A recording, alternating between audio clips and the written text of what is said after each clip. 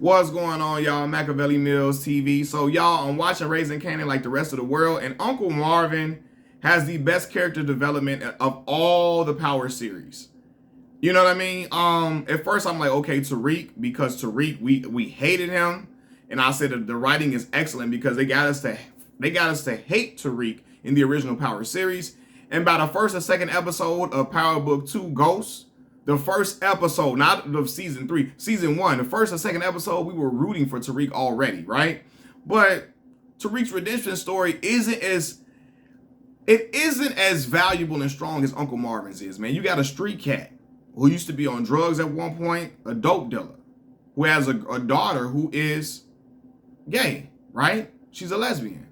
And he went from hating that, despising that, choking her out, wanting to kill her, destroy all memories of her and Nicole. Went from a dude who was just an absolute brute with no type of remorse, with hardly any type of empathy, to an empathetic figure. And we saw what, and so when I talk about Ronnie Mathis's character needing some counseling and all of that, we saw what counseling, anger management did for Uncle Marvin, made him a much better person, and he thinks before he reacts more majority of the time. Right now in the show, he's the glue trying to hold his family together, trying to keep Jukebox upright, trying to get Rock and Lou back on talking terms, trying to get Marvin to stop with their drinking stuff, all of that, right? And I'm loving the fatherhood that I'm seeing from Marvin to his daughter. As a father of a 12-year-old daughter, right? And especially when they get up in age, they're gonna go through these differences. Y'all gonna have some little differences at time with them growing and trying to have more freedoms, etc. And you're gonna try to still be a father to your child, but at the same time, your child is they're gonna grow and they're going to become their own person, and you still have to love them within that. And especially when we see Marvin accepting that his daughter is gay in a time where it was not acceptable. Let's be for real. People still have a problem with it today, but it's really not it wasn't acceptable at all. In the early 90s, I think this take place in the early 90s. It really wasn't acceptable, especially in a black household. I mean, I can imagine other households too, but I know black folks, no. No. This, bro, I promise you, it wasn't. It's still struggling in the black community now. But listen, back then, what? You couldn't. People wouldn't dare come out the closet. I had family members, you know what I mean, who we all felt like we knew were gay, but refused to come out because they just didn't want to be judged or throw it. They feel like they would be throwing a lifestyle in your family's faces if you divulged that you were gay. But we had hints that they were gay for years. And they would be at functions with us who we perceive to be their significant other at times, or sometimes they come by themselves. We knowing I think there's more than a roommate situation, right? So to see Marvin accepting his daughter, being embracive of her, being supportive of her music career, being supportive of her even though he did not get along with her mother, and supportive of her still going to her mother's funeral. She didn't decide to go. And supportive of her having a relationship with her despite the damage that was done from her being gone from her life, from majority of her life, and Marvin raising her as a single father with the assistance, I'm sure, of Rock and all of that, right? But then you got the brother helping out the other guy, anger management, through his issues, saving him in a time where, hey man, people was looking for him to pay up some money that he owed for some drug use or whatever, right? You seeing him, you saw what happened when he gave the guy in the wheelchair, I forgot his name, man, Demo, I think his name is, giving him a pass when he was talking crazy to him, right? Marvin didn't do nothing to him, and in the long run, it saved his life when he was getting shot by the Italians. Demo let him in their apartment, and got him out of harm's way, right? And so Marvin, man, it's just beautiful to see him evolve as a character, and he's my favorite character in all the Power series. Seriously, I love watching Uncle Marvin, his interaction, the way he's standing on business, but at the same time trying to be a good person. And ultimately, I think that's going to lead to Uncle Marvin's demise, for real. I think because in the dope game, good-hearted people don't seem to last for a long time. People who are really, really, truly good-hearted, unless you're the main character. And Tommy is vile.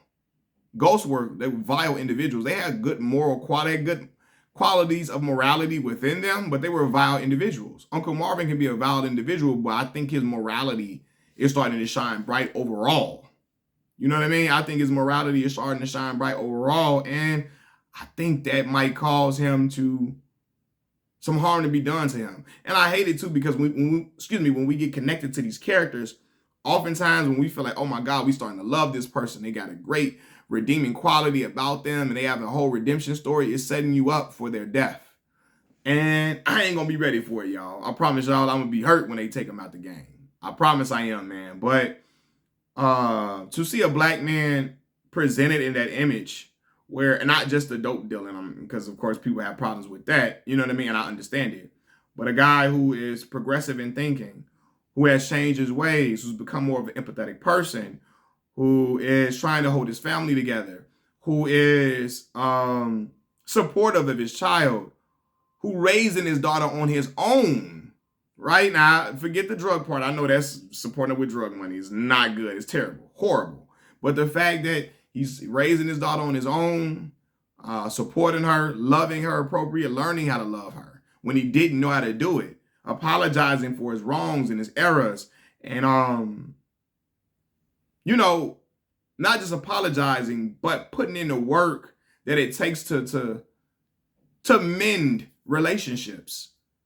That's essential, man. I'm liking how they're presenting this black man on screen, and I'm loving how it is coming across on screen and how he is holding everything together, holding it down for it. And while he's doing that, there's other things going on around, but again, he's still taking everything that he learned in counseling and using that to help better himself. And shoot, even in his personal life and even shit outside of that, even in the drug world at times.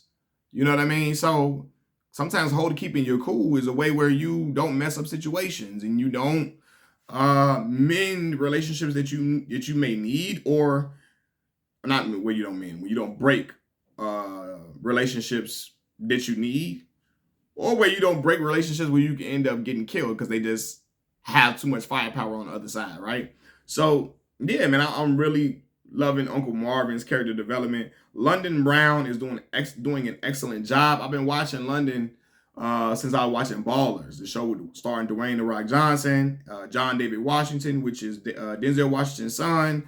You had Omar Miller. A lot of y'all may know him as the big guy in 8 Mile, but he was in other things as well. I really enjoyed that show, man. I enjoyed Ballers. But I saw London Brown on there, and to see him now, I'm like, yo, I'm glad he's having his moment. And I'm glad he's getting a chance to show his real acting chops. And and I'm glad Raising Kanan was created, man. I'm telling y'all, I promise you, this was the show I had the least amount of interest in when I first heard there was going to be a prequel to Kanan's life. But this is my favorite show out of all of the series. This is the best show with the best actors, with the best character development. And so we have more of a personal attachment to these characters. If you've seen how people are reacting to the death of Unique, the way we reacted when we thought Marvin was going to get killed at the end of season 2, the way we reacted when we thought Lulu was going to get killed in like the first or the second season or whatever. I forgot what season it was, right? The way we responded when we seeing, oh my God, Kanan might have really killed his pops. We're connected to these characters because of what we present. And even when we know Jukebox is going to get killed in the original Power, it hurts us to know how close her and Kanan were and how he ended up killing her later, because the character development and how it's coming across on screen is brilliant. Peace.